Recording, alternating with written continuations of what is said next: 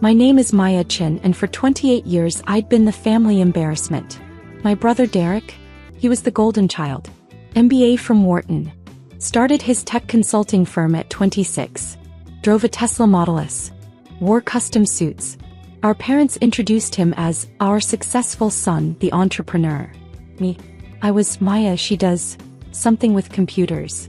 I worked as a systems analyst. Decent salary. Quiet life. I lived in a modest apartment in Austin, drove a 7-year-old Honda Civic and kept to myself. Family gatherings were torture. Derek would talk about his clients, his revenue growth, his expansion plans. Mom and Dad would beam with pride. Then they'd turn to me. And Maya, are you still doing that tech support thing? I'd correct them every time. Systems analysis. I designed database architectures for. That's nice, honey, Mom would interrupt.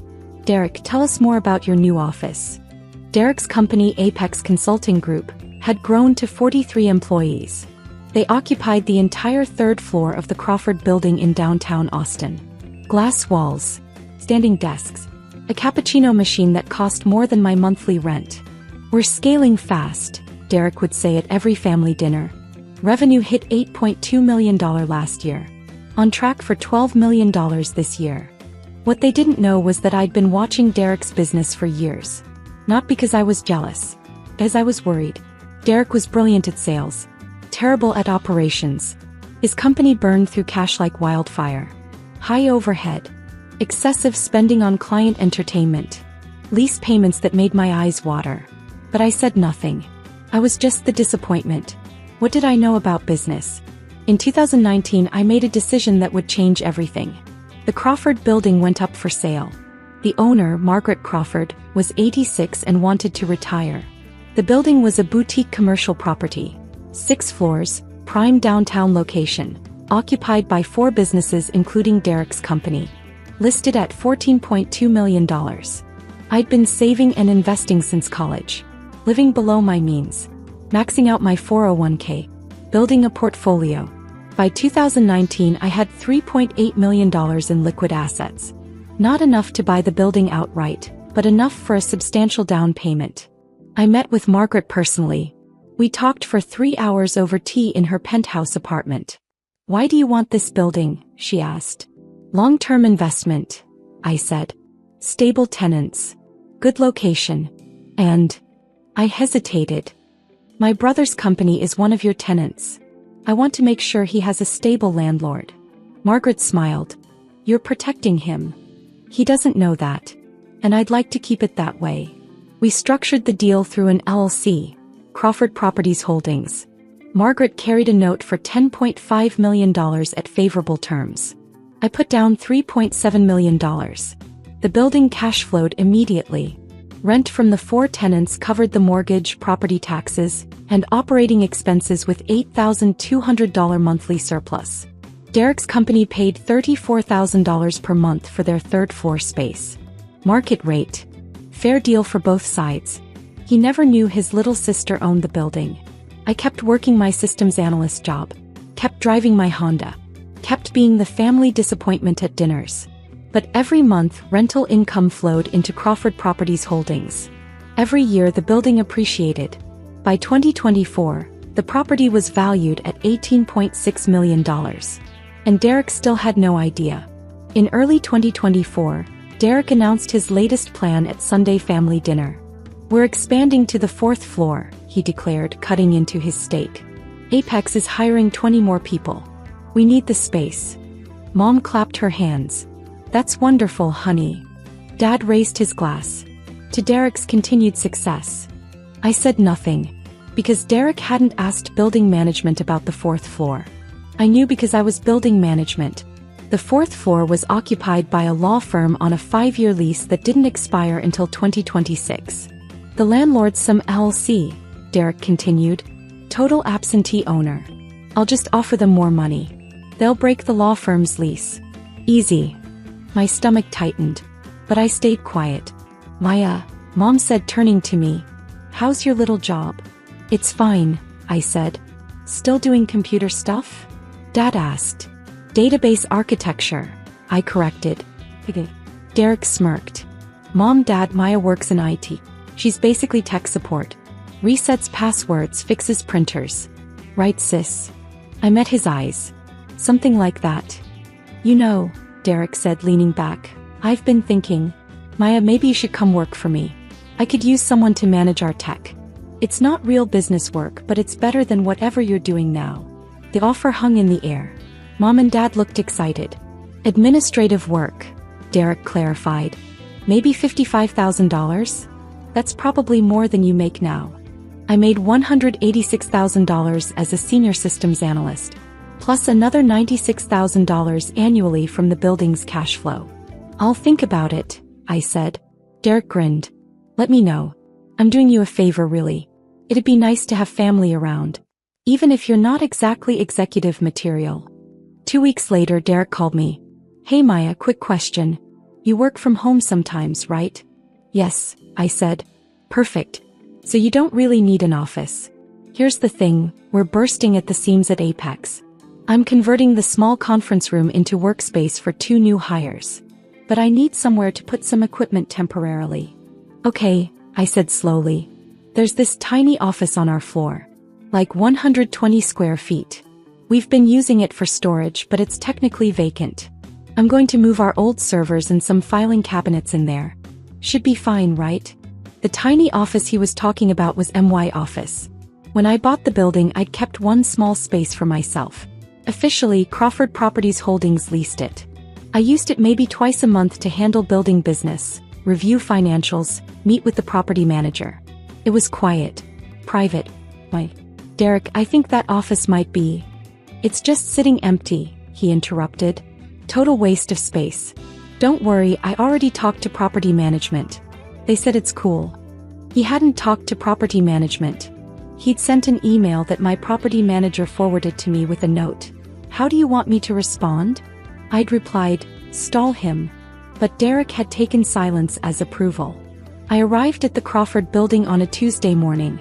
I needed to review some lease documents and sign off on a roof repair estimate. When I stepped off the elevator onto the 3rd floor, I froze. My office door was propped open. Inside, 2 workers were assembling metal shelving units. Boxes of old equipment were stacked against the walls. My desk was shoved into the corner, covered with Derek's company files. I walked inside. Excuse me, what's happening here? One of the workers shrugged. Boss said to set up storage. You need something. Before I could answer, Derek appeared in the doorway. Maya. He looked genuinely surprised. What are you doing here? This is my office, I said quietly. Derek laughed. Your office? Maya, you don't work here. This building is commercial space. You can't just claim an office. I lease this space, I said. From who? Derek crossed his arms. Come on, sis. I know you're struggling, but you can't squat in my building. Your building. Apex's building, Derek corrected. We're the anchor tenant. We basically run this place. Look, I get it. You probably thought no one would notice. But this is professional space. For actual businesses. The workers had stopped assembling shelves. They were watching us. Derek, I have a lease agreement for this office. Sure you do, Derek said. Let me guess. You made friends with someone in property management and they're letting you use it under the table? Maya, that's not how the real world works. My phone was in my hand. I could have pulled up the LLC documents right there. Shown him the ownership structure. Ended this immediately. But something stopped me. I wanted to see how far he'd go. I need you to move your equipment out, I said calmly. Derek's smile faded. Are you serious right now? Maya, I have a business to run. Real employees. Real revenue. Real responsibilities. You're going to throw a tantrum over 120 square feet. It's my office. It's storage, Derek snapped. And frankly, I'm doing you a favor by even explaining this. Most landlords would have just changed the locks. You're not the landlord, I said. No, but I'm the one who pays $34,000 a month to keep this floor running. That gives me some authority.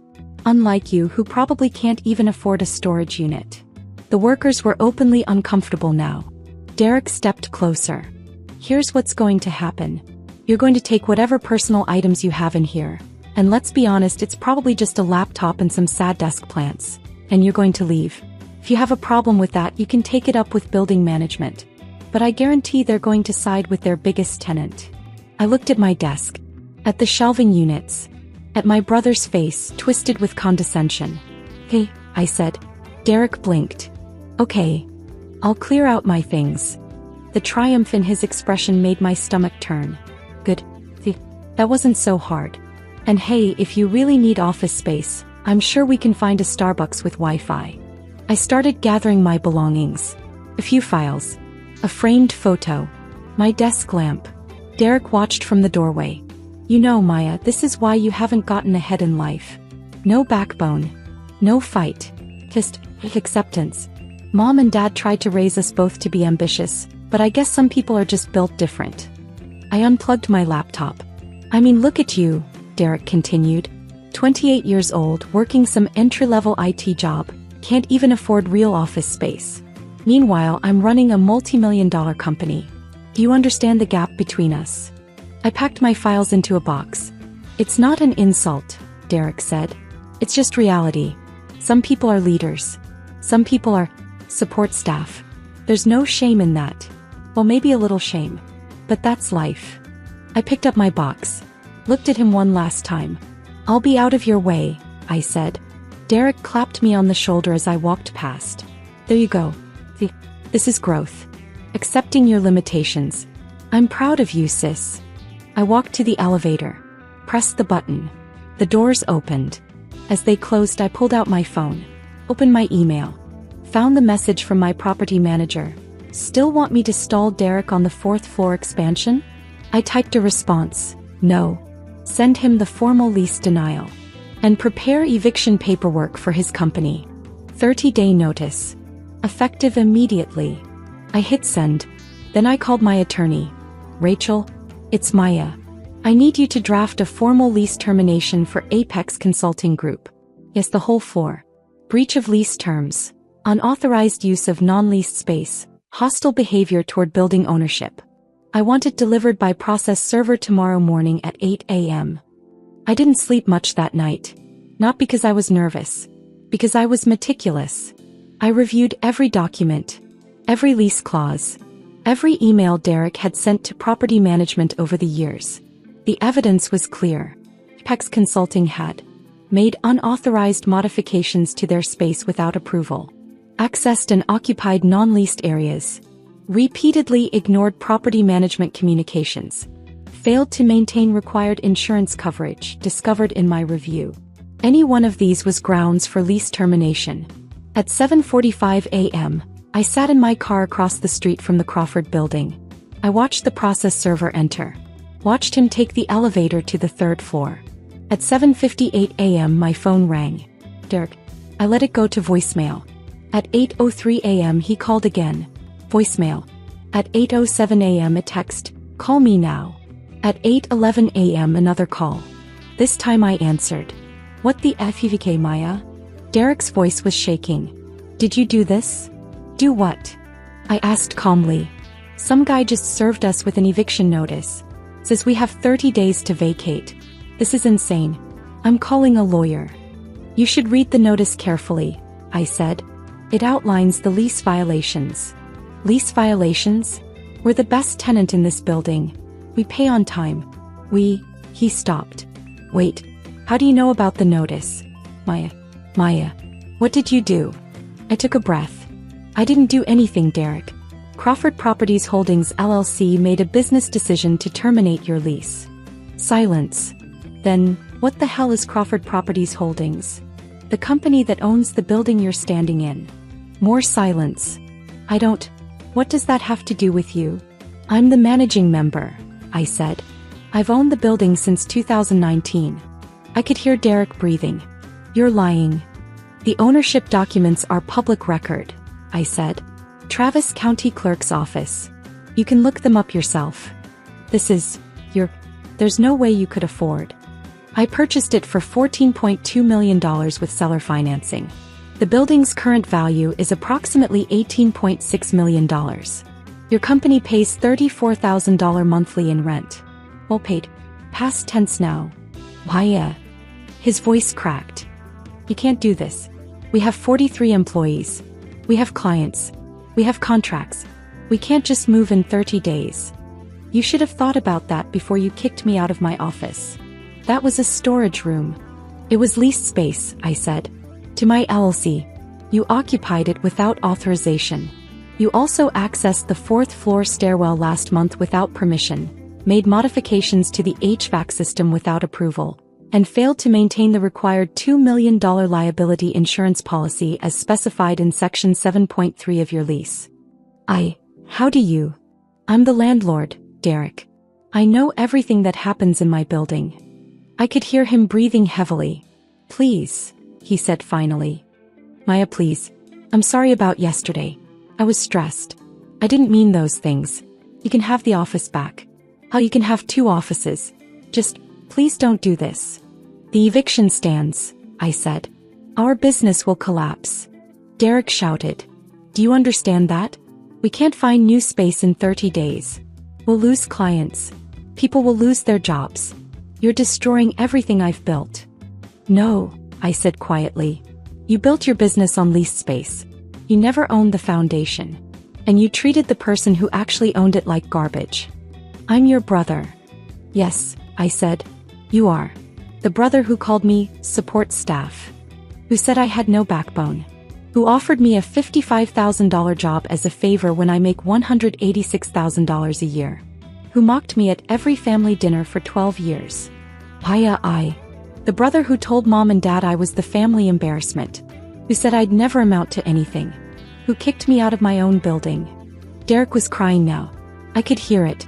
I'll tell mom and dad, he said. They'll make you stop. Tell them what? I asked. That the daughter they've ignored for years owns $18.6 million commercial property?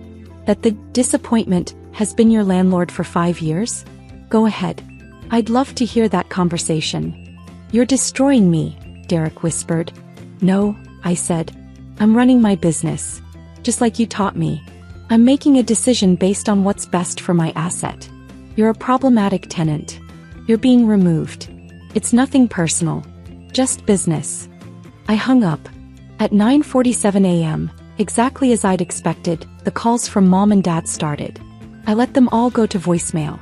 By noon, I had 47 missed calls and 89 text messages. Mom, Maya Renachin, call me right now. Dad, what did you do to your brother? Derek, I'll sue you for everything. Mom, how could you be so cruel? Derek, please, I'm begging you. Dad, this family is falling apart because of you. Derek's business partner Aaron, we need to talk. Please. I was sitting in a coffee shop reviewing the lease termination with my attorney on Zoom. They have any grounds to fight this? I asked Rachel. She shook her head. The lease violations are clear and documented.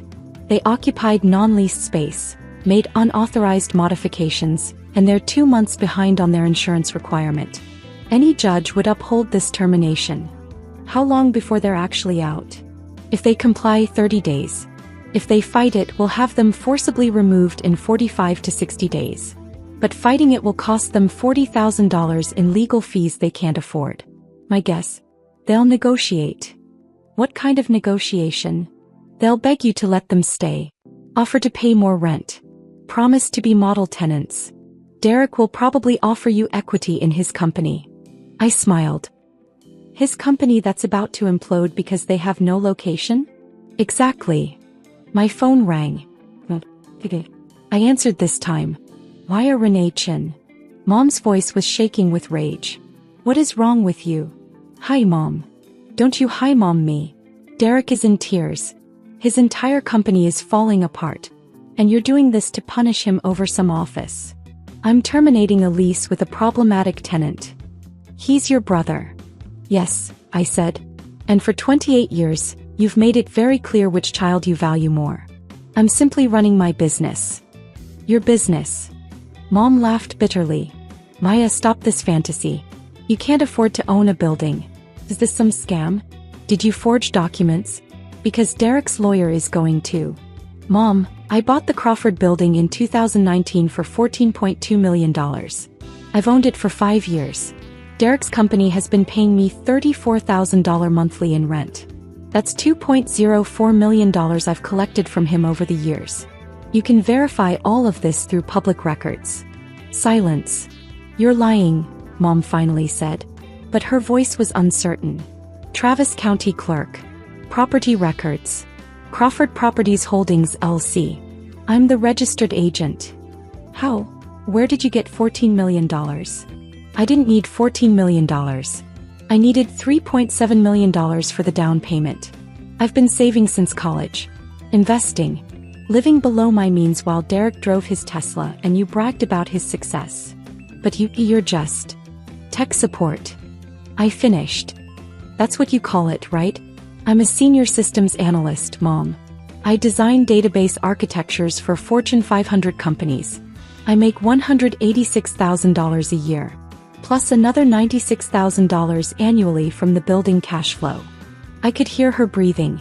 Why didn't you tell us? She whispered. Because every time I tried, you cut me off to ask Derek about his business. Because every family dinner became a celebration of Derek and a dismissal of me. Because you introduced him as our successful son, and me as Maya, she does something with computers. Because telling you would have required you to actually listen to me. And you never did. Maya, that's not fair. Derek called me support staff on Sunday. Offered me a $55,000 job as charity. You and Dad laughed. You thought it was generous. He was trying to help you. I don't need his help, Mom. I never did. I needed my family to see me. To respect me. To stop treating me like the consolation prize child. But you couldn't do that. So I stopped trying. This is about revenge? Mom's voice rose. You're destroying your brother's life because your feelings were hurt? No, I said calmly. I'm enforcing a legal lease termination because Derek violated the terms of his tenancy. The fact that it feels like revenge to you says more about how you've treated me than about my business decision. Your father wants to talk to you. There was shuffling. Then Dad's voice. Maya. Stop this immediately. No. I'm not asking. I'm telling you. You will reverse this eviction, you will apologize to Derek, and you will offer him favorable lease terms to make up for this embarrassment. Or what? I asked. Or you're no longer part of this family. The words hung there. I laughed. Real laugh. Dad, I haven't been part of this family for years. You just didn't notice because you were too busy being proud of Derek. We are proud of Derek. He built something. He took risks. He built something on land I own. Using rent money I collected. In a building I purchased while he was still bragging about his series of funding that fell through. Dad, Derek's company isn't successful. It's over-leveraged, poorly managed and hemorrhaging cash. I've seen his financials. He's 3 months from insolvency even with his current location. You're lying. His overhead is $126,000 monthly. His average revenue is $180,000. That leaves $54,000 for payroll, benefits and taxes for 43 people. The math doesn't work. It never did. He's been paying himself $220,000 annually while his employees make $45,000 and work 60-hour weeks. I've watched him nearly collapse twice. The only reason he survived was because I kept his rent stable when the market would have justified a 40% increase. Silence. I've been protecting him for 5 years, I continued, and he thanked me by kicking me out of my own building. So now he gets to see what happens when he doesn't have his little sister quietly keeping his foundation stable. Maya. Dad's voice cracked. Please. He's your brother. He made a mistake. Don't ruin his life over this. He ruined his own life by building a company on sand and treating people like garbage. I'm just the earthquake that exposed the foundation. I hung up. 3 days later, Derek showed up at my apartment. He looked terrible. Unshaven. Wrinkled shirt. Dark circles under his eyes. Can I come in? He asked quietly. I stepped aside. He walked to my living room. Looked around at my modest furniture. My 7-year-old TV. My bookshelf full of technical manuals. You really do live like this, he said. It's not an act. Why would it be an act? Derek sank onto my couch. Put his head in his hands. I spent the last 3 days going through everything. The property records. The purchase documents. It's all real. Yes. You've owned my building for 5 years. Yes. And you never said anything. Would you have listened? I asked. Derek looked up at me. His eyes were red. Probably not. I sat in the chair across from him. I can't move Apex in 30 days, he said. I've been calling every property manager in Austin. There's nothing available that fits our needs and budget. Even if there was, the disruption would kill us. We'd lose at least 6 clients during the transition. That's $2.8 million in annual revenue. We'd have to lay off 20 people. I know, I said. My business partner wants to sue you. Our lawyer says we'd lose, but Aaron's desperate. Half the staff is already looking for new jobs. They can see the writing on the wall. What do you want, Derek? He met my eyes. I want you to let us stay. Why should I? Because I'm your brother. Because I'm begging you. Because... He swallowed hard. Because I'm sorry. For what specifically? For yesterday. For the office. For... No, I interrupted. For what specifically? Because if you're just sorry I have power over you now, that's not an apology. That's fear. Derek stared at me. Then slowly something shifted in his expression. I'm sorry for 12 years of treating you like you didn't matter, he said quietly. For every time I made you feel small. For every family dinner where I dominated the conversation and dismissed your work. For calling you support staff. For offering you a job in my company like I was doing charity. For kicking you out of your own building without even considering that maybe I didn't know the whole story. Tears were streaming down his face now. I'm sorry for never asking about your life. Your job. Your dreams. For never wondering how you were doing or what you were building. For treating you like the family failure when you were quietly running circles around me. He wiped his eyes. And I'm sorry for not seeing you. For not respecting you. For taking you for granted. You deserved better. You deserved a brother who celebrated you instead of one who made you feel invisible. I felt my own eyes burn. I don't deserve for you to save my company, Derek continued. I know that. But I'm asking anyway. Not because I have any right to. But because I'm desperate and I have 43 people counting on me and I have nowhere else to turn. I stood up. Walked to my kitchen. Poured 2 glasses of water. Brought them back. Here's what's going to happen, I said. Derek took the glass with shaking hands. The eviction stands. His face crumpled. But, I continued, I have another property. A building in South Austin. 5,000 square feet. 2nd floor. It's currently vacant. Market rate rent is $28,000 monthly. I'll lease it to you for $22,000. Derek looked up. That's a $12,000 monthly reduction from what I'm paying now. Yes. But there are conditions. Anything. You get your insurance requirements current immediately. You submit all modification requests in writing. You pay rent on the 1st of every month, no exceptions. You treat my property manager with respect. And you cut your own salary to $120,000 until you're profitable. Derek blinked. That's a $100,000 pay cut. Your company is burning money, Derek. You're paying yourself like a successful CEO while running a struggling startup. Cut the overhead. Reinvest in your people. Get profitable. Then you can raise your salary. He nodded slowly. Yes. I'll do it. One more condition. What? Sunday family dinner. You tell mom and dad the truth. All of it. My job. My income. The building. How long you've been my tenant. Everything. Derek swallowed hard. They're going to be devastated. Good, I said.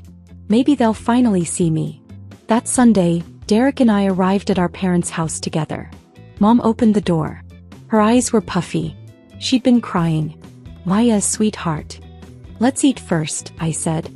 Then we'll talk. Dinner was silent. Awkward. Dad couldn't look at me. Mom kept starting to speak, then stopping. Finally, over coffee, Derek cleared his throat. Mom, Dad, I need to tell you something. They looked at him. For the past 5 years, I've been renting office space from Maya. Mom frowned. What do you mean? The Crawford building. Where Apex is located. Maya owns it. She bought it in 2019 for $14.2 million.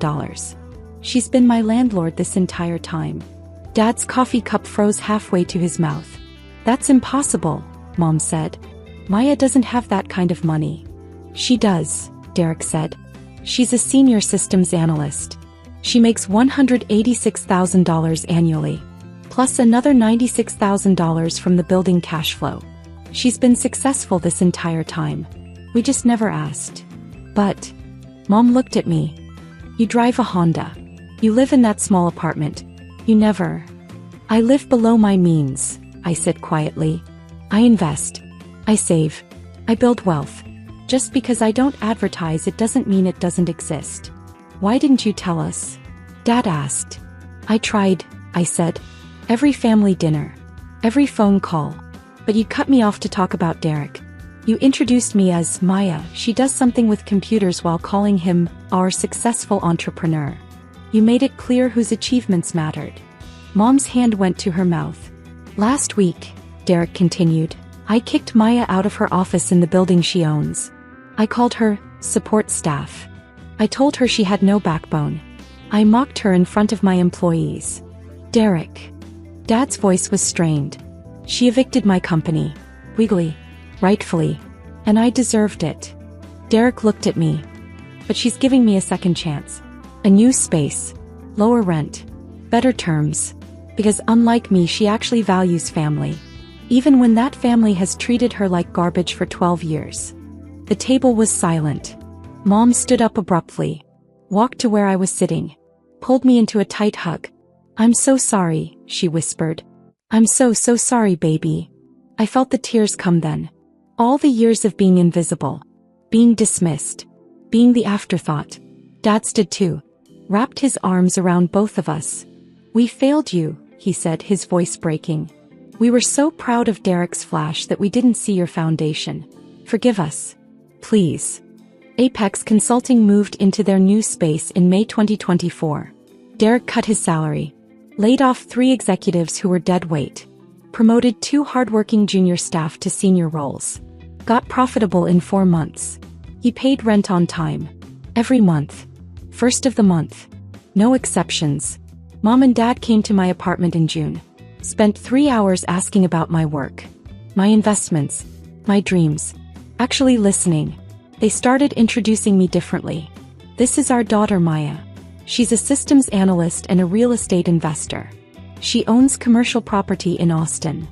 In August, the law firm on the 4th floor of the Crawford building didn't renew their lease. Derek's company was ready to expand. I approved his request for the additional space. Fair market rate. Professional terms. At Sunday dinner, Derek stood up with his wine glass. A toast, he said. To my sister Maya. My landlord. My teacher. The person who showed me that real success isn't about flash. It's about foundation. I'm proud to be your tenant. And even more proud to be your brother. Mom and Dad raised their glasses. I smiled. To family, I said. The one you're born with. And the one you build. We drank. And for the first time in 12 years I felt like I was actually at the table.